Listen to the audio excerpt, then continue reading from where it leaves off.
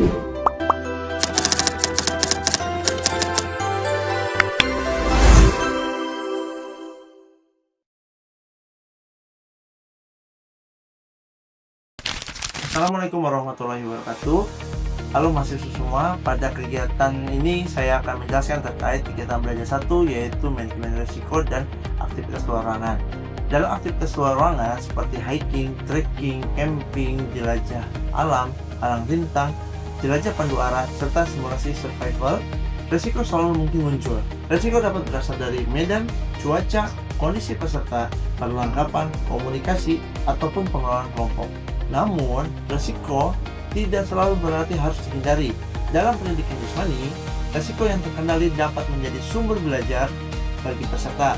Peserta belajar berhati-hati mengambil keputusan, bekerja sama, dan bertanggung jawab. Yang penting adalah risiko tersebut harus dikenali, nilai, dan dikendalikan serta dievaluasi. Manajemen risiko adalah proses mengenali bahaya, nilai tingkat risiko, menyusun tindakan pencegahan, memantau pelaksanaan kegiatan, dan mengevaluasi kegiatan setelah selesai. Misalnya, sebelum kegiatan jelajah alam dinilai, kita perlu bertanya apakah jalurnya aman, apakah cuacanya mendukung, apakah peserta membawa air, apakah P3K tersedia, serta apakah ada titik kumpul, dan juga apakah alat komunikasinya berfungsi. Pertanyaan-pertanyaan sederhana ini membantu kita merancang kegiatan luar ruangan secara aman, nyaman, dan terarah. Sekarang kita masuk pada identifikasi risiko. Risiko dalam aktivitas luar ruangan dapat berasal dari beberapa sumber. Pertama, risiko dari lingkungan. Contohnya, cuaca panas, hujan, tanah licin, batu yang tajam, jalan menurun, pohon yang rapuh, ataupun area yang dekat air. Kedua, risiko dari peserta. Misalnya, peserta kurang minum, kelelahan, takut berlebihan, bercanda saat kegiatan, tidak fokus, ataupun tidak mengikuti instruksi. Ketiga, risiko dari peralatan. Misalnya sepatu yang tidak sesuai, tas terlalu berat, P3K tidak lengkap, peluit tidak tersedia, peta tidak jelas, ataupun alat komunikasi yang tidak berfungsi. Keempat, risiko dari pengelolaan kegiatan. Misalnya rute sebelum survei, tidak ada titik kumpul, jumlah pendamping yang kurang, ataupun pembagian kelompok yang tidak jelas. Setelah bahaya dikenali, langkah berikutnya adalah menilai risiko.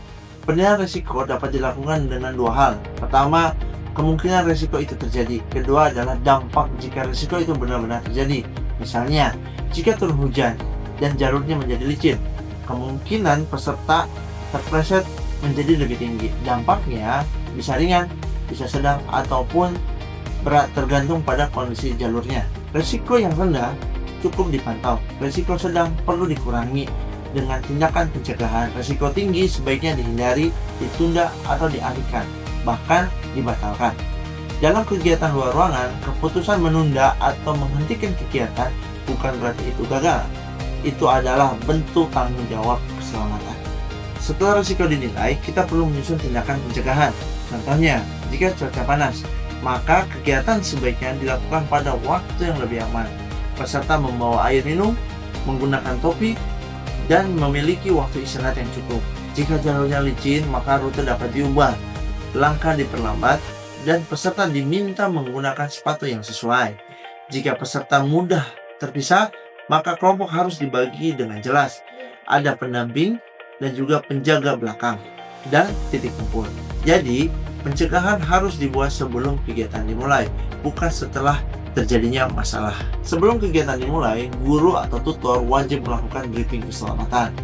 Dalam briefing, jelaskan tujuan kegiatan, batas area, rute, titik kumpul, tanda komunikasi, penggunaan alat, dan prosedur jika terjadi masalah.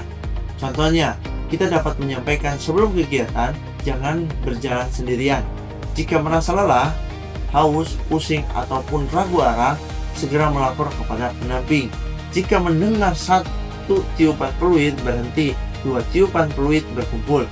3 tiupan, maka itu tanda bahaya atau tanda darurat. Briefing harus disampaikan dengan bahasa yang singkat, jelas, dan mudah untuk dipahami. Pengelolaan kelompok sangat penting dalam kegiatan luar ruangan. Banyak masalah terjadi bukan karena medan yang terlalu sulit, tetapi karena kelompok yang tidak terorganisasi. Dalam kelompok, kita dapat membagi peran. Ada pemimpin depan yang menjaga arah dan ritme, ada penjaga belakang yang memastikan tidak ada kelompok yang tertinggal, ada pembawa P3K, ada pencatat logbook, ada pengamat resiko, dan ada juga penanggung jawab komunikasi. Dengan pembagian peran, kegiatan menjadi lebih tertib. Peserta juga belajar bahwa keselamatan adalah tanggung jawab bersama, bukan hanya tugas guru. Dalam kegiatan luar ruangan, kita juga perlu memahami respon darurat sederhana. Misalnya, jika ada peserta yang cedera, langkah pertama adalah hentikan kegiatan. Kedua, amankan lokasi. Ketiga adalah tenangkan peserta. Keempat, gunakan ketika sederhana sesuai dengan kebutuhan. Kelima, laporkan kepada pendamping atau pihak yang bertanggung jawab.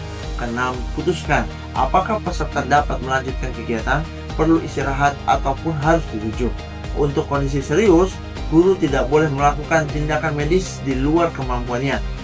Segera hubungi tugas kesehatan atau layanan darurat sesuai dengan prosedur keselamatan. Dalam manajemen risiko, kita juga perlu menggunakan logbook. Logbook digunakan untuk mencatat proses kegiatan, risiko yang ditemukan, tindakan pencegahannya bagaimana, kejadian penting, keputusan yang diambil, serta refleksi setelah kegiatan. Misalnya, dalam kegiatan jelajah alam, kita mencatat bahwa jalur tertentu licin. Tindakan pencegahannya adalah memperlambat langkah dan memilih jalur alternatif. Catatan seperti ini berguna untuk memperbaiki kegiatan berikutnya. Refleksi dapat digunakan dengan pertanyaan sederhana. Risiko apa yang muncul? Apakah briefing dipahami oleh seluruh peserta? Apakah peserta membawa perlengkapan yang cukup? Apakah komunikasi berjalan dengan baik? Serta apakah ada yang perlu untuk diperbaiki? Saudara mahasiswa semua, dari kegiatan belajar satu ini kita memahami bahwa manajemen risiko adalah fondasi keselamatan dalam aktivitas luar ruangan. Kegiatan yang baik bukan hanya kegiatan yang menarik dan menantang, tetapi juga kegiatan yang aman, terencana, terpantau, dan dapat dievaluasi. Ingat alurnya. Kenali bahaya, nilai risiko, siapkan pencegahan, kelola kelompok dengan baik, siapkan respon darurat, gunakan logbook, dan juga lakukan refleksi. Dengan manajemen risiko yang baik, aktivitas luar ruangan menjadi pengalaman belajar yang aman, edukatif, dan bermakna.